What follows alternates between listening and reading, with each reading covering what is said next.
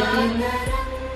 प्रथम तीर्थंकर आदिनाथ स्वामी के पुत्र भरत चक्रवर्ती के नाम से पड़ा यह भारत देश हमेशा हमेशा निहाल और खुशहाल, समृद्ध, संपन्न बना रही। यह भारत भूमि बहुत ही पावन पवित्र भूमि है। इस भूमि पर अनेकों ऋषि मुनियों ने अपनी तप साधना से इस भूमि को पावन और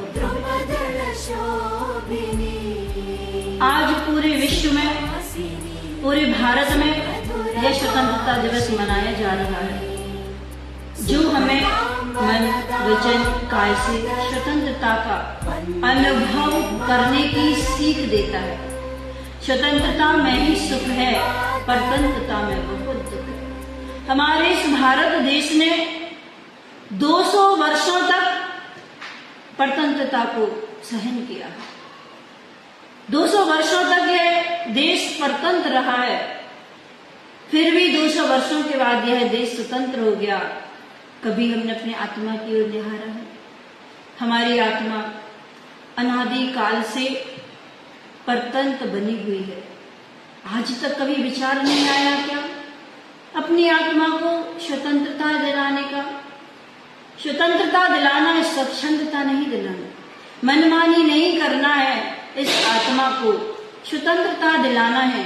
आज तक जिन्होंने स्वतंत्रता को प्राप्त किया है वह सभी सिद्धात्मा बन गए।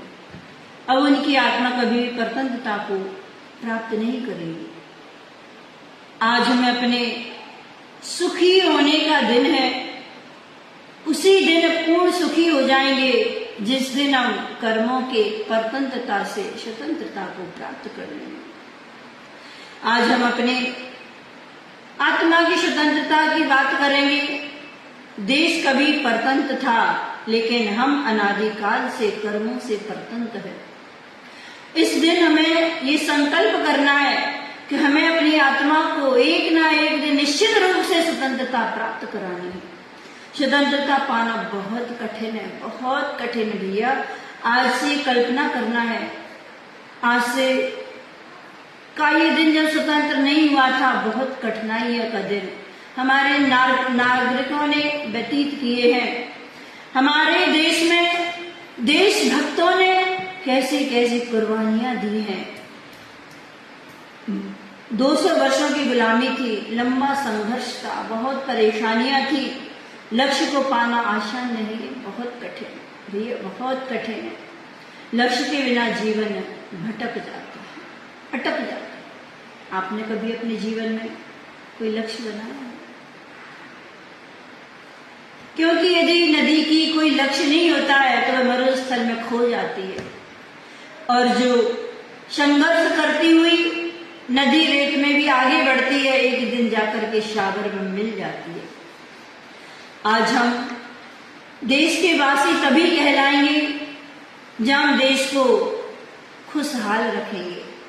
आज हम देखते हैं कि बच्चे बचपन से ही भविष्य का लक्ष्य बनाते। मैंने एक बार छोटे से बच्चे से पूछा, बेटा तुम क्या बनोगे? बोला माता जी मैं पुलिस बनूंगा। हमने कहा अभी तो तुम बहुत छोटे 5वीं क्लास में हो, अभी से तुमने कैसे सोच लिया कि मैं पुलिस बनूंगा? माता जी मुझे तो पुलिस बनना है, मैं बड़े होकर कुछ भी हो जाए मैं पुलिस बनूंगा। किसी को डॉक्टर बनना है, किसी को इंजीनियर बनना है, किसी को वैज्ञानिक बनना है, किसी के लिए पायलट बनना है। कुछ ना कुछ बचपन से ही वो अपना लक्ष्य बना के चलते हैं, और जिन्होंने आज तक बचपन से लक्ष्य बनाया है उन्होंने अपने जीवन को सफल किया है।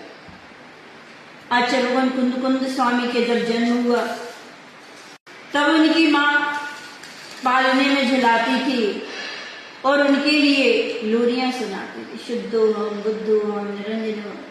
आज आप सभी को पता है कि संस्कार ऐसे मिले कि कुंद स्वामी बन गए और उन्होंने अपना आत्म कल्याण किया।